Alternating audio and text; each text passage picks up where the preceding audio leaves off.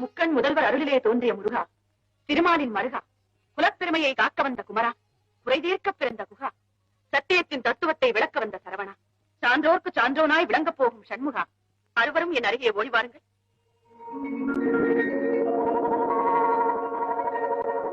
கந்தா, பிரிந்த குழந்தைகளை ஒன்று சேர்க்கும் பெருமை தாய்மைக்கே உரியது என்ற தத்துவத்தை பராசக்தி நிரூபித்து காட்டிவிட்டார். முருகா, 6 உருவமும் சக்தியால் ஓருருவமானதால் இன்று முதல் எல்லோரும் உன்னை கந்தன் என்று அழைக்கட்டும். கந்தன் கருணை உலகெங்கும் பரவட்டும்.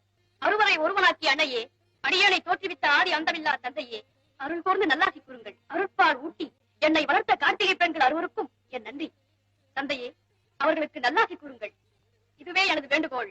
கார்த்திகை பெண்களே, கந்தனின் காவியத்திலே நீங்கள் நிரந்தரமாக இடம்பெறுவீர்கள். அவனை வளர்த்த பெருமைக்காக நீங்கள் அனைவரும் கார்த்திகை நட்சத்திரங்களாக மாறி மங்காத பிரகாசத்துடன்